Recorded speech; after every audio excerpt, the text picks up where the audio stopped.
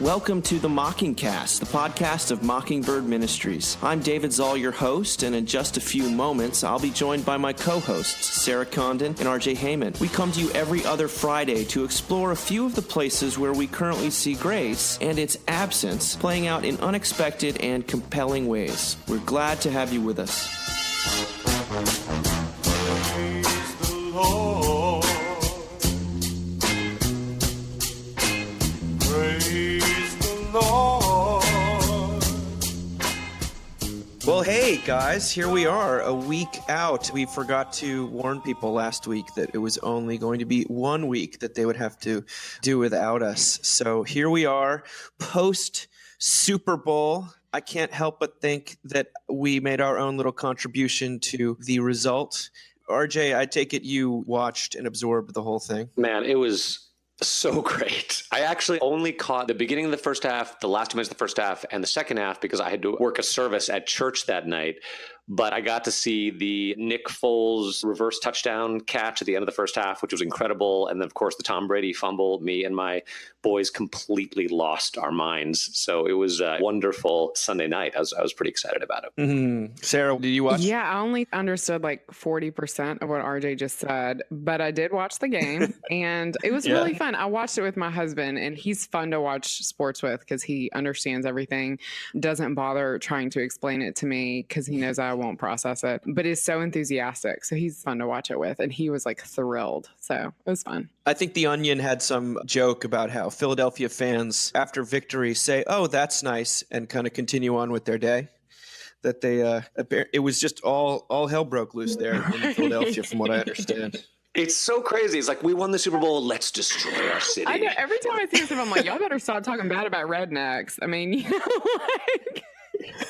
I talked plenty bad about Philly fans last week. I'm surprised there's not probably a hit out, on me from the city of brotherly love. The person who really split the opinion was Justin Timberlake, or in fact, it seems like I was sitting next to a woman who shall remain nameless, Kate Westall, and she just thought it was terrible. I didn't think it was terrible, but it did not have the Lady Gaga magic. Maybe he needed to hear a Sarah Condon sermon beforehand. I don't know. Maybe that was it. Maybe that was the problem. Yeah. Everyone remember that? Yeah. I'm a big Justin Timberlake fan. I have to agree. It was like he went so quickly from one song into the next, and it just felt really like small scale. But David, I'm honestly dying to know what you thought of the Prince thing, because everyone's so mad at him about that. And, I'm not, say this cautiously, not a huge Prince fan, but I know you love Prince. Like, when you saw him up there, like, what was your like gut response? I didn't think it was sacrilegious or anything like that. To me, it just reminded me of how amazing Prince's Super Bowl show was and how it was like the law, basically, coming in and descending. Like Tom Brady, we talked about last week, you see Prince and you remember what it was like when he played Purple Rain, and it was just transcendent. And we were so far away from that. And, the commentators want to make it something about, just our moment and even just whiteness versus black appropriation or something like that. I don't know how you could do a Minneapolis thing and not pay some tribute to Prince. Right. Whether or not they had to have an enormous, almost godlike... I was afraid they were going to do, the kind of hologram that they do sometimes of Michael Jackson, where he's actually on the stage and it looks like a human being. They didn't make it look like he was there alive. But to me, it was just a little bit highlighted the slight lameness that we were witnessing. I felt bad kind of for Justin in the middle of that. Yeah, I could see that. Yeah. What about you, RJ? I just thought back to a few years back how huge he was, like the Jimmy Fallon origin of rap thing and how he did all those Lonely Planet videos with Andy Samberg. And then he was in that movie Black Snake Moan, which he was actually really, really good in.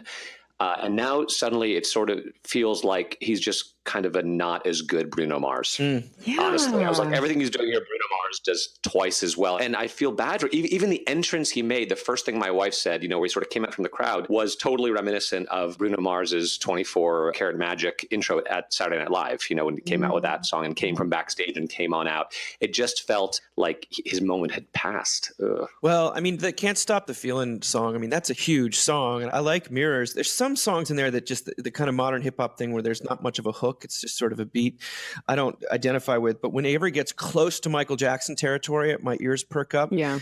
But I would say, yeah, you kind of wish Bruno Mars would just be president at absolutely everything that's supposed to be fun. You know, he just makes it so all good. better. Yeah, I have to say that better. Chuck E. Cheese really ruined Can't Stop This Feeling for me. I spend way too much time at Chuck E. Cheese, and they freaking love that song. It's like on their every 3 song rotation. What's funny is like now I liked the song when it came out. I now associate it with like a horde of like 6-year-olds like doing the 6-year-old version of like, this is my jam, you know, and immediately start dancing. Like, I think he totally missed an opportunity to reference the Janet Jackson thing. I mean, I was like, where's Janet Jackson? I need her redemption moment. No, I totally agree. Or even like a sort of a, like, let me put my finger in your eye a little bit. I would have loved something about that. But I feel for the guy, you know, you put yourself out there and kind of no matter what you do, you're going to get lambasted unless you're Prince, in which case you can pull it off, I guess. And also, I mean, Prince is amazing, but also it's like, it's always better to be dead, you know? Always. So always, that's we're talking the about. Moral. Hey, Ash Wednesday. Yeah, we're talking about Ash Wednesday. Always better to be dead. What? Any favorite commercials, guys? The Tide thing was just so funny. What's the name of the actor who was in that from Stranger Things? I don't know his name, but yeah, David Harbour. Yeah, I thought that was really. I loved those Old Spice commercials. So when that guy, the Old Spice guy, showed up, and it was just. I loved that. I thought it was very funny. I mean, Keanu Reeves is anything he does is funny. I don't know. I think I'm such a negative Nancy. I really struggled with the commercials, and you know, the Dodge MLK thing obviously was a big deal, made headline news. I just kind of get really tired of one Super Bowl commercial after another that's like, look at us all coming together. Like, it wears me out. I don't know why, but I really, at some point, like I was like 3 commercials into like a multicultural thing with like music background and like We Are the World, and I'm like juxtaposing that with like watching football, and I'm just like, yeah, I can't do this. Like, it just wore me out. I know I'm lame. I know I'm lame, but I just saccharine optimism. Yeah, co-opting sort of our current activism for marketing purposes is just transparently ugly. That's why I loved the David Schwimmer Skittles things. I don't know if you watched any of those, but they were doing this ripoff on Phantasm, which was unbelievable, but also so niche and weird. And they only showed the full ad to one person named Marco Menendez. Awesome. Anyway, it does sort of make me look forward to the Olympics, though. Are you guys Olympics fans? Winter Olympics? RJ, you're the sports guy. I'm like, you go first, man. Super sporty. I'm bigger on summer, I guess. I'm excited for the Winter Olympics. It should be fun. It sort of snuck up on me. I'm like, oh yeah, I guess that's happening this week. So yeah, opening ceremonies tomorrow night. It is interesting that it's taking place in Korea with the whole dynamic between South and North. I don't know. I get more into the Summer Olympics, honestly, but we'll see. I do end up kind of being a sucker for the pageantry of the opening ceremonies, with the exception of, I was not a big fan of the Olympics on the chrome-plated pickup trucks, if you remember that. But like Beijing totally blew me away, and we'll watch tomorrow night. We'll talk about it in 2 weeks, I guess, but a couple things that did stick out to me. I was watching a documentary about Shaun White, the snowboarder, and he mentions he's going back to the Olympics, and he just got a perfect score in his trial run. But he talks about winning the Olympics when he was like 15 or something like that. And he said it's almost like a refrain. You can write it for them, but he said it ushered in the worst period of his life because you win the Olympics, and all of a sudden, what is it? The law sets in. You've got to maintain, and then everyone expects you to be this superhuman. So come over and do something to wow us.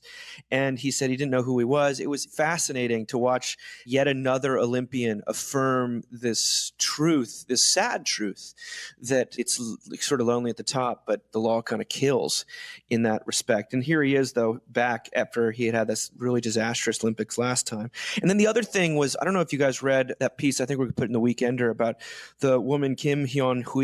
She blew up a plane before the Seoul Games 30 years ago. And the Washington Post had an interview with her because she's sort of done a few interviews in anticipation of the games. And basically what's fascinating is that she was initially sentenced to death by South Korea because 115 people died. But then she was pardoned the year after. saying that she'd been just a tool manipulated by the real perpetrators. And today she has 2 teenage sons. She goes to church. She wrote a book called Tears of My Soul and donated the proceeds to the family members. But then she says that her deadly role, this is what stuck out to me, in the bombing of Korean Airlines Flight 858 is something that leaves her sorry and ashamed. And her key question is, can my sins be pardoned? They probably won't be. Well, you can see why someone like that would go to church. Oh my gosh, I read that. I was like, hey, preachers, here's your sermon this week. I don't even know this story, which is baffling to me. And to read her account of it, and honestly, I did think about our own country and how this would never have happened here. We would not have pardoned someone a year later. I just can't imagine that would have happened. And so it is kind of incredible to me in South Korea that they saw both the horrible thing that she had done and in a lot of ways the victim that she was, and they gave her her freedom papers, and she has had this whole other life. I mean, it's an incredible story. It does bring to mind, we're always talking in our culture about whether America's a Christian nation, what it means to be a Christian nation. Like, here's an actual image of what a Christian nation might possibly look like, a place of forgiveness and grace that is transformative. Saved this woman's life and sent her on a completely different path, and you hope she can find some peace at some point with her maker and herself. What an incredible picture of mercy. I mean, it does remind me of that accidental killers thing from the New Yorker a few months ago, where the American tendency, and the tendency probably in the church as well, is to take something terrible that's happened and say that we forgive it by sort of minimizing it. And we talked about this last week by saying it was a result of your upbringing, your programming here. And yet this woman, it was the result of her upbringing or the state of North Korea. And yet she still did put the bomb in there that killed 115 people. Right. What she needs is not empathy. She needs forgiveness. She needs pardon. And here comes the government with pardon. And she probably goes to a church where they talk about God being able to pardon this. And then still she needs more. Or Right. she'll go to her grave wondering, can my sins be pardoned? And I just hope that I get to hear the same voice that she will hear. Exactly. Yeah. Exactly. And in some sense, isn't that why people go to church every week or regularly, however often they go? Because this message is too good to believe. It's too good to be true.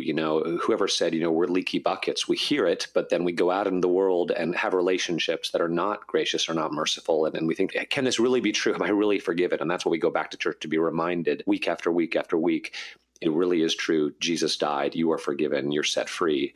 I think we all, whether we acknowledge it or not, struggle with that. She's just more honest about it because her sin is more egregious and visible. But don't we all wonder, will I really be forgiven? Has this really been washed away? Yeah, I mean, I posted a story this week about a woman finding out information about her parents, really powerful stuff that allowed her to love her parents who she'd experienced as aloof and cruel, finding out stuff that had sort of diminished or at least shrunk it down to size or given her some compassion for her folks. And compassion was the great word there because it was beautiful and is a moment of kind of grace occurring, but it was different from kind of what this woman needs. There's both of these factors going on. I was struck by the sort of concrete nature, the number. We don't like to talk about economics when it comes to these things, but that number 115, it's almost enough to wrap your brain around, and you hear about how many people died on the Eastern Front in Russia, and millions doesn't compute. 115 almost kind of computes. Anyway, I think that actually we're talking about pardon, we're talking about real forgiveness, and why not, since we're coming up on it, talk then about marriage and Valentine's Day. I sent you guys something which I thought was funny, Valentine's Day poems for married people. Did you get to read those? Yes. I would love to read my favorite one. Please do. Because Please do. I feel like it is what goes through my husband's head, at least every Thursday and Saturday night. Okay. The kids are finally down, and you are looking at me in that way, but not really looking at me. Tease. Or are you just spacing out? Yep, you're spacing out. You have unzipped your skirt, and your baggy underpants ride way, way up on your hips. How old are those anyway? You pull on some sweatpants and a t-shirt and a sweater and a fleece. Oh my God. And a robe if you're me.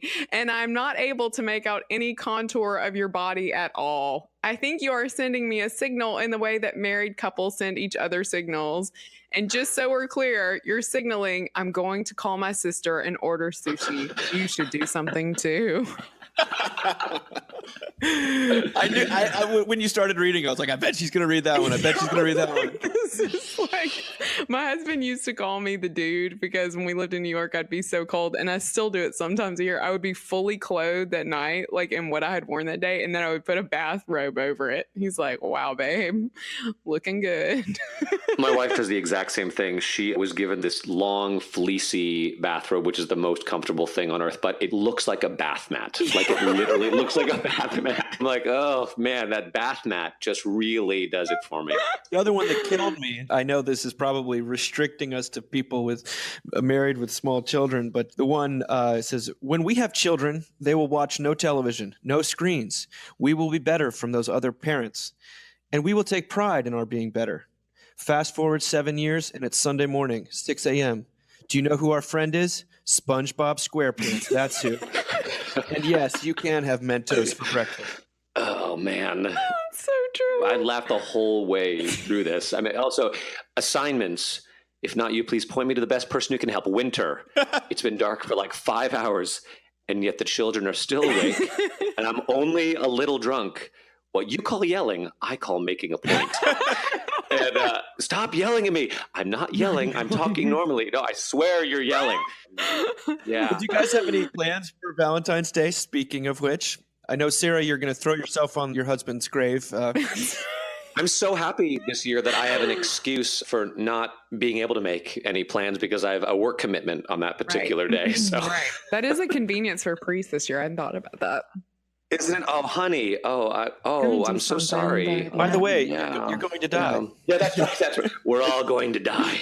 I love that XKCD cartoon that just has a big heart on it. It says, Happy Valentine's Day, because love isn't complicated enough already. It's so true. People brace themselves. Folks who are there's so much loneliness and so much loneliness within marriages and within relationships and so much yearning for the past or whatnot. And Valentine's Day is so masochistic almost. I mean, it seems to symbolize the opposite of what it's supposed to symbolize to many, many people. And for that, I actually am glad that it's also Ash Wednesday this year. But this got me thinking, we talked about romance and dating a few weeks ago from the Aziz Ansari grace perspective. But I think it is important to kind of think about romance in a more positive way and not to tear it down completely, but also not to have a false view. And my favorite piece that's been written about married romance, or what romance she would say really is what Heather Havrilesky wrote a few years ago when she said what romance really means after 10 years of marriage. But this, I think, speaks more loudly than to just the folks who are married. She writes, our dumb culture tricks us into believing that romance is the suspense of not knowing whether someone loves you not or yet. The suspense of wanting to have sex, but not being able to yet. The suspense of wanting all problems and puzzles to be solved by one person without knowing if they have any time or affinity for your particular puzzles yet. We think romance is a mystery in which you add up clues that you will be loved. She says, what I would argue is the most deeply romantic thing of all is the palpable, reassuring sense that it's okay to be a human being. Because until you feel absolutely sure that you won't eventually be abandoned, it's maybe not 100% clear that any other human mortal can tolerate another human mortal. The smells, the sounds, the repetitive fixations on the same dumb shit over and over, even as you develop a kind of resigned gaze of, oh, this again. In, say, marital years 1 through 5, you also feel faintly unnerved by your own terrible humanness. But then she says, now I'm going to tell you my most romantic story of all. I was very sick out of the blue with some form of dysentery. It hit overnight. I got up to go to the bathroom, and I fainted on the way and cracked my ribs on the side of the bathtub. My husband discovered me there, passed out, in a scene that, well, imagine what would happen if you let Todd Solondz direct an episode of Game of Thrones. Think about what that might look like. My husband was not happy about this scene, but he handled it without complaint. That is the very definition of romantic. Not only not being made to feel crappy about things that are clearly out of your control, but being quietly cared for by someone who can shut up and do what needs to be done under duress. It's so true. I mean, I think about like this past Tuesday night. Tuesdays are bad days for me because it's my first day in the office. And so I come home and I'm weirdly tired, and we have a lot of meetings on Tuesday. So I'm weirdly tired and, children. I texted my husband one of those texts you send to your spouse, and I was like, oh my God, when are you coming home? And he came home, and I was like, I like want to kill everyone right now. Like, I don't know what it is. Maybe it's hormones. I have no idea, but I want to kill everyone right now. And he just like quietly sat at the kitchen table with the kids, like helped the older one get his homework done, read to the younger one, like just left me alone in the kitchen to like cook in silence and like growl at anyone who crossed the threshold. And it was such a gift. I mean, to just be myself in that moment. And that's always the weird thing with marriage. And we're not always able to do that for one another. But when we are, it completely softens the person who's having a tough time. It's like a miracle every time it happens. Like, I felt so loved, regardless of the fact that I was being a total asshole, you know? Like, marriage is like such a wonderful, painful mystery to me that I can't believe I get to like be a part of it. I mean, it's just crazy. This piece reminded me of something that happened about, gosh, what is it now? Almost 20 years ago. It was my first job in ministry. I was young and married and super idealistic. And I was on this church retreat. There was this older gentleman there who was a little contrarian. And I think probably was also trying to needle me a little bit because I was a 24-year-old know-it-all. And he said something along the lines of, he was divorced and remarried. And he said, I think everyone needs a second marriage. Everyone needs a second marriage. And I was like, come on, that's so ridiculous. And the more I thought about that over the years, I thought to myself, he's exactly right. Because what he meant was, the first marriage is so full of idealism and hopes and dreams and law and judgment and hence disappointment, that at some point it needs to come to an end. And there needs to be a second marriage that's a little bit more relaxed and more about just accepting yourself and your spouse for who they are. Of course, he meant an actual second marriage, but I came to see it more as within every marriage, you're going to have if it's going to work and go the distance, there's going to be a first marriage, there's going to be a second marriage, there's going to be a third marriage within the same relationship. And I used that story once in church, and I got just people really reacting to it, especially people that have been married for 40 years. And they said, yeah, we know when our first marriage came to an end, and then our second marriage, and they could actually talk about sort of the death of their youthful expectation, but moving into a more, I don't want to say mature, because I think there still is romance in marriage. Yeah. Like, I hope so. Like, I'm a romantic, and I definitely, I love my wife, and I have moments I look at her, I'm like, you are incredible, the best, and I love you. And then there's other moments that are not quite so bright. But I do think there's something about one marriage ending and another beginning. So I'm thankful for that cantankerous old man. Yeah, I mean, I think the same is true in the Christian life, right? That even when we're raised in the church, like, there's always a moment when you're like, oh, all of that is going to fall away and something new is going to come, and it's going to be deeper and it's going to be more real, and it's going to have less sort of my expectations of what, my personal relationship with Jesus should look like. It is that there's such a parallel there. Death and resurrection. Yeah. One thing has to die, or the new thing might live. I do get worried sometimes that when we talk about, in the sort of Alain de Botton and Heather Haveleski kind of way, about this sort of demythologizing of romance, does it leave any kind of mystery or excitement or magic? And I think that they maybe underplay it because it's been so built up with the sort of soulmate stuff and the rom-coms over the years, and basically the Valentines industrial complex. It does need to be taken down for the sake of love, But there is still, I think, within marriage, at least within marriage I know, which is my own, there is plenty of romance. But yes. There's also a huge amount of reality and love and forthrightness. And I think that when she talks, though, about the assurance, sometimes when people think marriage itself is stupid or something, you want to say, well, it's the closing of the back door. It's the final yes being said so that the boys in the basement are free to come out and no one's going to go anywhere. And that's what grace is. At least that's an echo of how God relates to us. That's why my father is always talking about romantic relationships as a sort of the closest analogy we have to our relationship with God. That's what's going on. It's that yes, come what may. And that's sort of what Charlotte was talking about on the website this week, don't you think? Yeah, I loved her piece. I mean, Charlotte Getz, she's a fantastic writer, but she wrote here about her husband and sort of being this far into marriage and what that looks like. And the piece that particularly sort of hit me, which judge away, was 10 years ago, I would have amputated my own legs to finally find my husband. Now I have him, and I can't help from time to time but deeply long for the freedoms of the unfettered possibilities of my single days. I sometimes get caught in daydreams of past guys I used to hold dear, imagining what may have happened if the timing were right. How would my life be different? I think about people like Ryan Gosling, and also that time I ran into Jake Gyllenhaal hiking at Solstice Canyon. What if he had noticed me? What if I had actually spoken to him? Would that have led us into cinema-worthy romance with butterflies, aching, slow-mo smooches, and golden hour lighting? Probably. It's so well written, but it also points to that tendency we have towards escapism in marriage, where we're like, well, but what if this would have happened? And what if that would have happened? Which actually, I think, I shouldn't say this, but is one of the best things about social media is you can actually look up your old boyfriends and you can be like, yeah, I'm good. You know, so. I won. I'm justified. I did well. Yeah. I did well. I chose correctly. That was It has nothing to do with a sovereign God. I made this choice. So, I thought Charlotte's piece was wonderful. It reminded me actually of on the day of our 10-year anniversary, we had, of course, a church and school festival at my husband's church. And there was a downpour of rain. And someone had to call an ambulance for someone else. And I was like, oh my gosh. I ran into a parishioner who I love, who's probably 20 years older than I am. And I kind of bemoaned to her. I was like, this is our 10th wedding anniversary.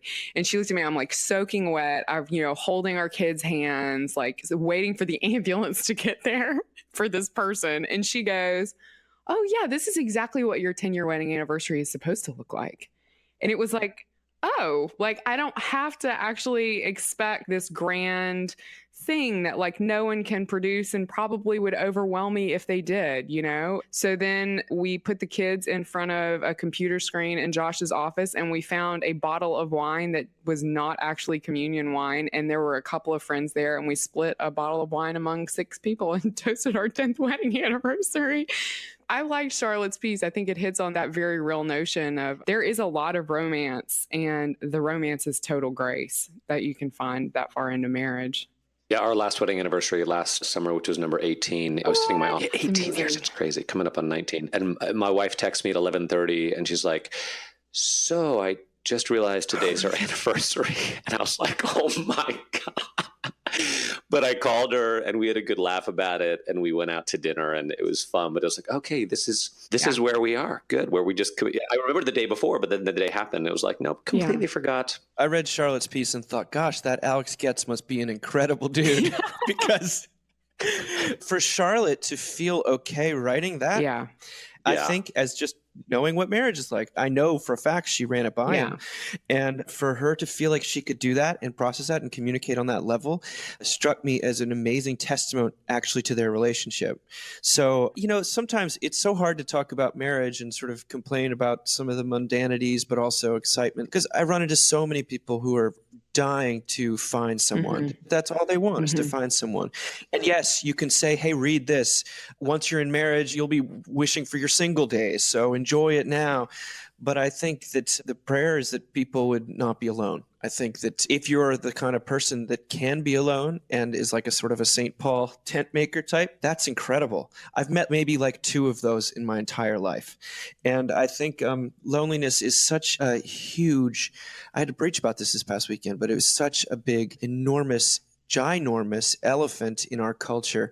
Is Valentine's Day helping, hurting? I don't know. But I do know that something that brings us together is actually, ironically enough, Ash Wednesday, which, I grew up with a father who always would sit out when they did Ash Wednesday, the imposition of the ashes. He was just like, that's why he would also never be called father. It was always Mr. or Doctor. He just said it's explicitly against what Jesus said. And I hear that in the back of my mind and I kind of roll my eyes a little bit, but also over the years, I think I've warmed up to it a little bit more as I've come to understand Ash Wednesday, the ashes on the forehead, less as a boasting and more as like a scarlet letter. We are saying saying we're a sinner, that we're going to die. And that doesn't mean we can't turn it into a vehicle of self-justification. But I'm dying to hear what you guys think about Ash Wednesday. The quote I want to read, though, is the one that I think she puts it just so beautifully, is what Nadia says, why Ash Wednesday is her favorite day of the year. She said, "It's my favorite day of the church year, and Lent is my favorite season. Our culture has quite ruined Christmas and Easter with Santa and the Easter Bunny and all the grotesque consumerism and made-for-TV specials behind it all. But oddly, nobody waits every year to watch the Ash Wednesday peanut special. There are no doorbuster sales at 4 a.m. on the first day of Lent. There are no big garish displays in the middle of the mall with mechanical children in sackcloth and ashes. Nope. We get this one all to ourselves. Our culture has no idea what to do with a day that celebrates the fact that we all sin and are going to die. And what is so wonderful about Ash Wednesday and Lent is that through being marked with the cross and reminded of our own mortality, we are free. We are free to hear the song of our own salvation, which tells of Christ who offers life and forgiveness." So, RJ and Sarah, what does Ash Wednesday mean to you? I love Ash Wednesday. I've always loved Ash Wednesday. I loved it when I was a kid in Mississippi because no one did Ash Wednesday except for our church and the Catholic church up the road. And so it was very exotic, which I know is the wrong reason to like things. But my mother is the first one to tell you that I will get into any line of work if there's a special outfit. So I liked that there was this thing that marked us in the community as different.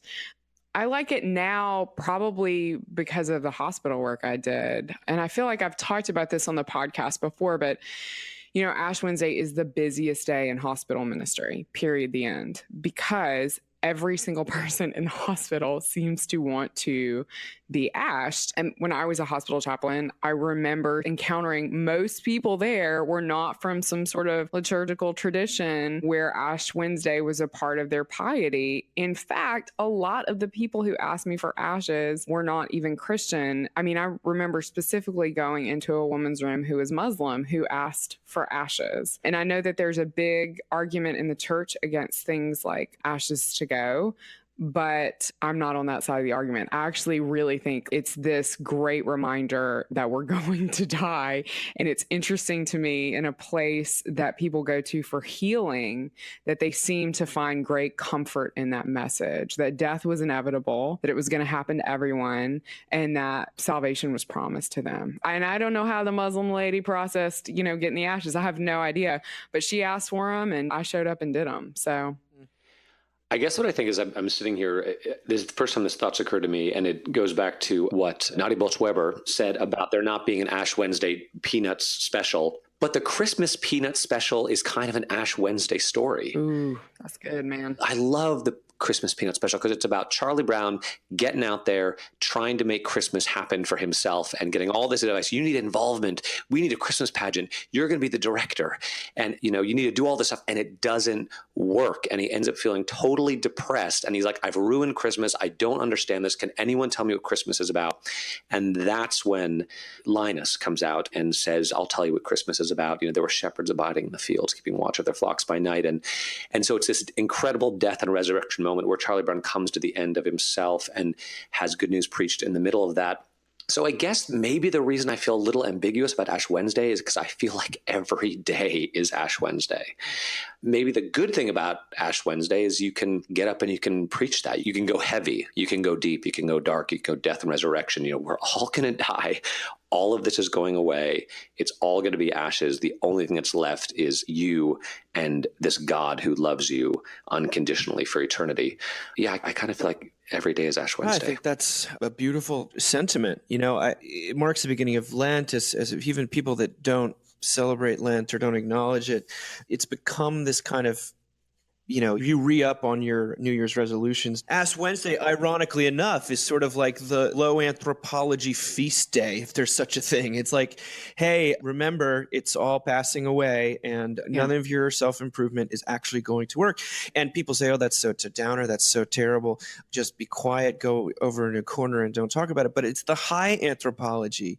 It's the inflated anthropology with which we're surrounded that is causing so much despair. It's people's insane expectations of what their life life would be like and what they would feel like.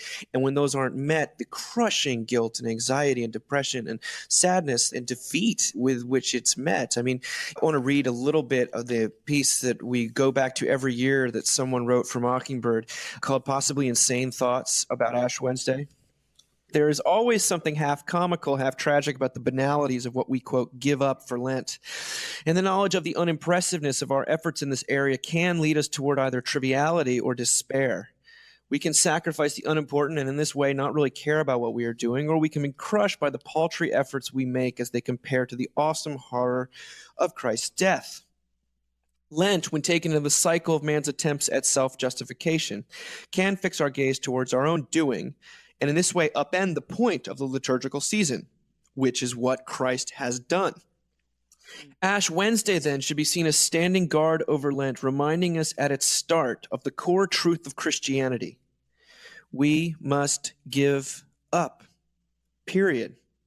We must give up not this or that habit or food or particular sin, but the entire project of self-justification, of making God's love contingent on our own achievements.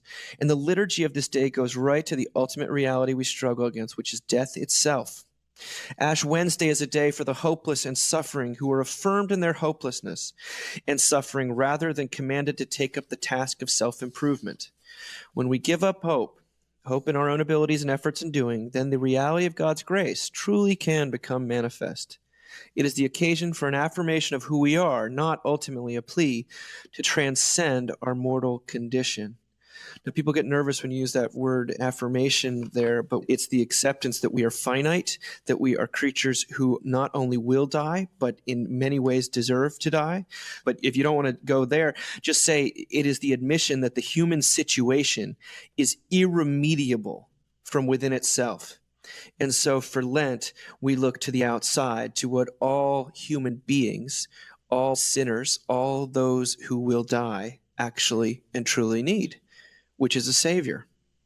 I love that. I mean, I really think the best advice you can give people from the pulpit about Lent is to get up there and tell them to pick out something impossible to give up. You know what I mean? Like, for me, that would probably be 4-letter words. Like, tell them to give up something that they do all the time, every day, constantly.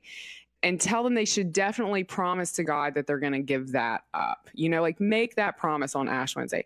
And then, you know, at 3 p.m. on Ash Wednesday, when they've already started doing whatever this thing is, tell them to read Luke chapter 4 and tell them to think about this vision of Jesus overcoming evil, of beginning his path to suffering on our behalf, of Jesus's righteousness filling in that vast space of like who we thought we were, but who we can never be. And that's where we find our comfort at Lent. It's in our failure. So I don't tell people don't give anything up. I'm just like, here's the plan when it fails, you know, because it's going to fail. Yeah, go big or go home, or go big, and then when you fail, then go home. Then go home. That's good. Then go home. That's right. Give up something you that's utterly impossible to give up. To me, the good news is that I struggle to give up. You know, I think about, you know, Charlton Heston holding up that gun from my cold, dead hand. And that's how I feel about my own little projects, my own attempts at self-righteousness, my own attempts to self-justify. To me, the good news is that even in the midst of my inability to give up, God still loves me and died for me. Gave himself up. Yeah, gave himself up. Exactly. I don't think I've ever been able to give anything up for Lent. In fact, there's one day, I guess two days in my life when I attempted to fast, both times when I was trying to make really weighty decisions. And the first time my wife and I did it together, and we were trying to make a decision about it. We were living in California, been offered a job in New York. We're like, should we go? Should we not go? Let's really pray and fast. Well, so we got to get the end of the next day, or at the end of that day, and I said to my wife, you hear anything? She goes, nope. She goes, you hear anything? I go, nope. I said, what are we going to do? And we said, well, I guess we'll make the decision that we'll regret least, you know, try to be courageous and not live in fear. And then another time when I was fasting, and this ties into Valentine's Day, actually. Oh, may I tell this story? Or I'll tell this story. Maybe we'll edit it out later. I was wrestling at some point when my wife and I were still dating, whether we should be together. because she was kind of thinking through her faith. She wasn't a Christian. Should I be dating a non-Christian? For all of those evangelical types out there, am I unequally yoked or whatever the term is? And I went away and I prayed and fasted, but I was walking around the city and someone was handing out free juice. And I was like, ooh, free juice. And I went over and just took a shot of the free juice. And I was like, oh, wait, I just completely destroyed my fasting day. And then at the end of the day. I love that. Free juice. Yeah, exactly. Free juice. Like Buster in Arrested Development. Unlimited juice. This party's going to be off the hook. But then at the end of the day, I was like, yeah, I probably should break up with her. And then I was like, yeah, I don't really want to. And then we got married a year later, been married for 18 years. That's a great story. Those are my incredible stories of fasting and hearing nothing. But guess what? God did not abandon me. As far as I can tell, he's still been with me in spite of my flailing attempts at self-discipline and seeking his will. Free juice. Maybe there's something Eucharistic there. Oh, good. Yes, go there. By all means, go there. All right. We better call this episode Free Juice. Free. Hey, look, free juice. Guys, we will be back in 2 weeks. I really do hope the next couple of weeks go well for you. And I think we can announce officially that RJ Heyman, after cajoling from both Sarah and myself and other folks, will be in New York City. He will be speaking the first night. And it will not be on the topic of fasting. That much is clear. So we will be there all in New York. So registration will open for that. We put up the whole schedule earlier this week. So definitely check that out. And that's all I got to say. You guys have any final parting shots? Happy Ash Wednesday. Can't wait for the conference. Happy Ash Wednesday. Happy Valentine's Day. And Happy Valentine's Day. Yeah. Because love isn't complicated enough as it is. Amen. Amen. Bye. Love you guys. Bye. Bye.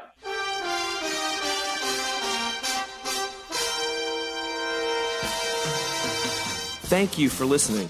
Remember, you can find us on the web at www.mbird.com.